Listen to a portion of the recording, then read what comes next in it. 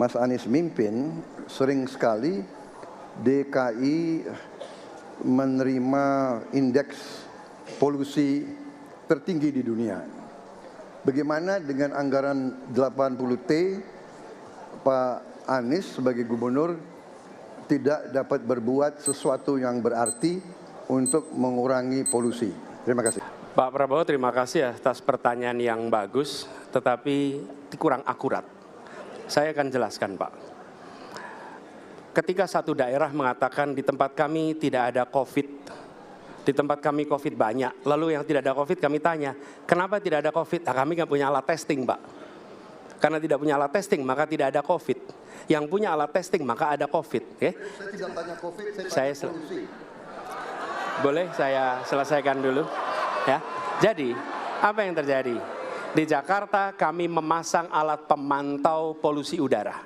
Bila masalah polusi udara itu bersumber dari dalam kota Jakarta, maka hari ini, besok, minggu depan konsisten selalu akan kotor. Tapi apa yang terjadi?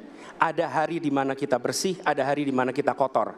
Ada masa minggu pagi, Jagakarsa sangat kotor. Apa yang terjadi? Polusi udara tak punya KTP. Angin tak ada KTP-nya. Angin itu bergerak dari sana sini. Ketika polutan yang muncul dari pembangkit listrik tenaga uap mengalir ke Jakarta, maka Jakarta punya indikator, karena itu Jakarta mengatakan ada polusi udara. Ketika anginnya bergerak ke arah Lampung, ke arah Sumatera, ke arah Laut Jawa, di sana tidak ada alat monitor, maka tidak muncul. Dan Jakarta pada saat itu bersih. Kalau problemnya dari dalam kota saja, maka konsisten tiap waktu. Ya, kita punya masalah polusi. Karena itu kita kerjakan dengan apa? Kita lakukan, Pak. Satu, dengan pengendalian emisi dari kendaraan bermotor. Dan pengujian emisi sekarang wajib. Yang kedua, elektrifikasi kendaraan umum. Yang ketiga, konversi kendaraan umum. Dan dulu yang naik kendaraan umum hanya 350.000 per hari, sekarang 1 juta per hari. Jadi itu kita kerjakan untuk menangani soal polusi di Jakarta. Baik. Ya susah kalau kita menyalahkan angin dari mana saja ya. Jadi saya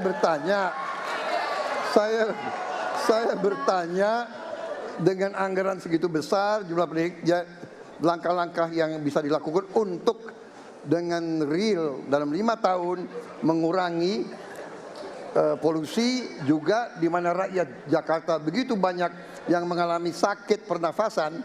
Jadi saya kira kalau kita dengan gampang menyalahkan angin, hujan dan sebagainya, ya mungkin tidak perlu ada pemerintahan kalau begitu, ya. Terima kasih. Ya, inilah bedanya yang berbicara pakai data, yang berbicara pakai fiksi. Okay? Ini pakai data. Jadi ketika ditunjukkan, ya memang ada sumber polutan dari dalam kota. Tapi kalau sumber polutan itu hanya dari dalam kota, maka Pak pakai logika sederhana sekali. Jumlah motor dari hari ke hari sama, jumlah mobil dari hari ke hari sama. Maka harusnya angka polusinya sama setiap waktu, betul tidak? Tapi jumlah motor sama, jumlah mobil sama, ada kita sangat polusi. Ada sisi sangat tidak polusi. Nanti kalau perlu saya kirimkan gambar satelitnya kepada Bapak, supaya Bapak bisa menyaksikan. Dan inilah mengapa kita mengambil langkah itu pakai ilmu pengetahuan, pakai data, dan menggunakan saintis untuk terlibat. Kalau tidak pakai itu, maka nggak akan ada langkah yang benar. Dan ini kemudian saya teruskan, Pak, bagaimana pengendalian itu dikerjakan untuk dalam Jakarta. Jika saya terpilih presiden, maka yang luar Jakarta saya kendalikan juga, Pak. Baik.